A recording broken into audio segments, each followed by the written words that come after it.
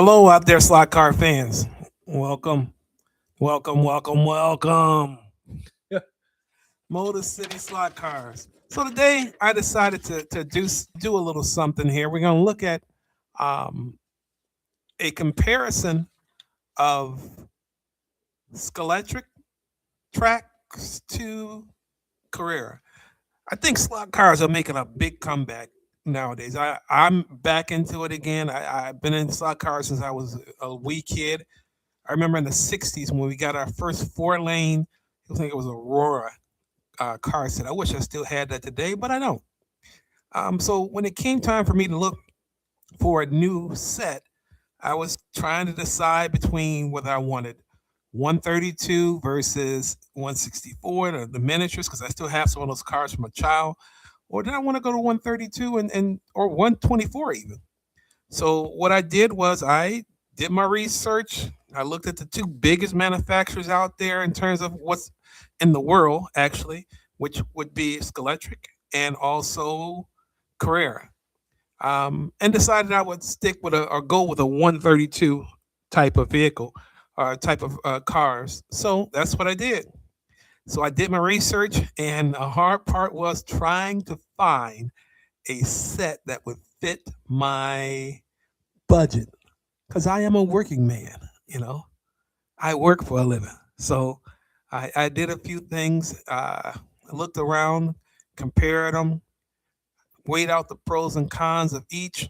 And this is just my opinion in terms of what I found. Um, both are great companies. Let me just get that out of the way, just in case one of the two is out there and you want to send me a track. Please do. I would love to review it and put it on my page here.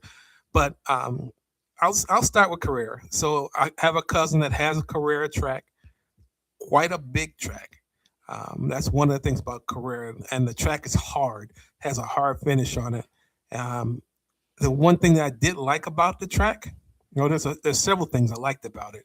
One was you could run 132 and 124 vehicles on it in terms of the scale. I thought that was really cool because I thought maybe one day I'd go into a 124 scale and try to run those as well. I also like the fact that on his track, he has a digital track. He can put multiple vehicles on at the same time and run them. So it'd be four or five of us. We can sit there and we all have a controller, and we can just race around the track, as you know, and pass each other with a passing lane. He even had a pit stop on his, which I thought was great. So it was pretty cool. And then the software he had was Carrera software. It worked, but it was kind of iffy, shall I say, sucky in a way. That track was really expensive. He got a good deal on it because he purchased it from an estate sale. So he got quite a bit of track and like about six or seven cars as well, which were all digital, which I thought was kind of cool. He had wireless remotes or handheld remotes for the vehicles themselves. So that was cool. So with a digital track, for those that don't know, for each vehicle you have or each car you have one controller to control it. You can control it. You can flash the lights. You can switch lanes. You even got brakes on there. You can hit brakes and things of that nature, which I thought was really cool.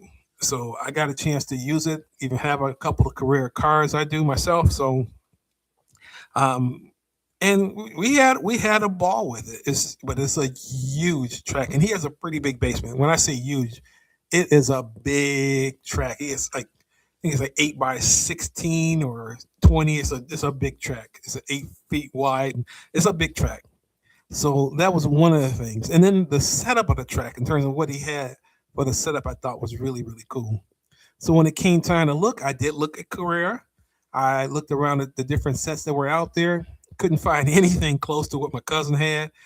Most of the ones that I saw that were digital, there were two types. There were types that had like two cars to it, and then two controllers.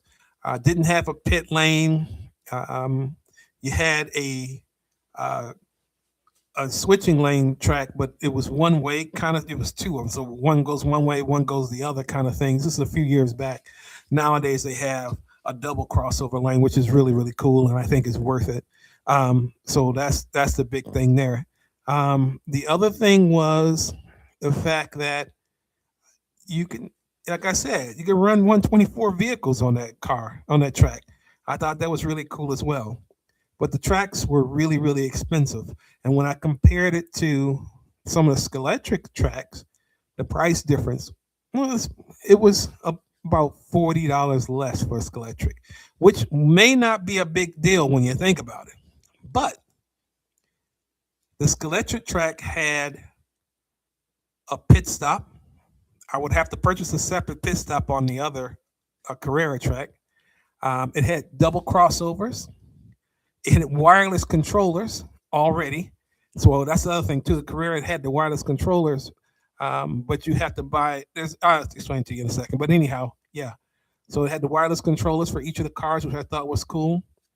And so I had the two, and I'm like, what do I do? Oh, Scalextric, the track itself, it's flimsy. It can come apart. Mine, I keep it together on the floor. It doesn't move or anything like that at all. So I don't have any issues or problems or anything like that at all. It's a soft track. Oh, and the surface on the Scalextric track is a lot better, in my opinion, than the Carrera in terms of having your vehicle grip to the track itself. So those are the things that I weighed out and tried to figure out what would be best for me. And then when it came time to make the purchase, I added up all the things that I would need in order to have at least 3 to 4 cars on the track. And Scalextric had most of those things already in the packet. Carrera did not. And then there was this one thing that Scalextric had that I really, really enjoyed. And that was the fact that if you have analog cars, you can run those analog cars on the Scalextric track. It has a little switch on the side that you can turn off on the Arc Pro. Uh, I don't know. I call it transformer power supply. You switch it, and it runs the cars in an analog mode, so you don't have to chip the cars, which is a plus for me because I do have cars that are analog, and I don't plan on chipping them. So, and chips for vehicles can run anywhere from 35, 40, $50. That could be pretty doggone expensive when you got a few cars. I have like 13 or 14 cars now. So, and then the other thing is I want to buy cars from other manufacturers. I'm not, I don't care too much for some of the Scalextric vehicles because they're kind of toyish. Carrera, I think, is built a little bit better in terms of their vehicles themselves. But there are other vehicles like Slotted and Fly and um, Scale Auto, which I think make better vehicles than the vehicles themselves. So I was buying those.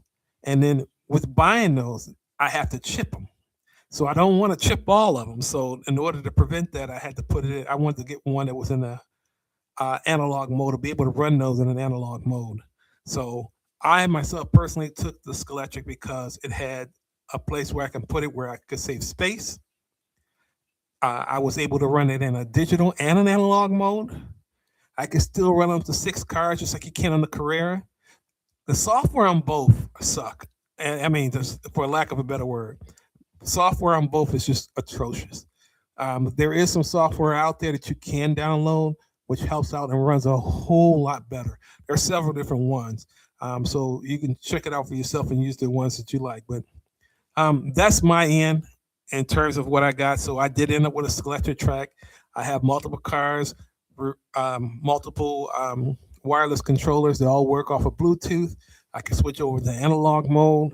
The track is softer. Carrera does have a better digital experience than Scalextric does, but I had to sacrifice something because that analog portion was important to me. So when you're going out to decide what track you're going to get, just make sure you look to see what's going to be important to you. What feature is that one feature you just don't want to be without? So this is Al at Motor City Slot Cars or Motor City Racing. Peace out.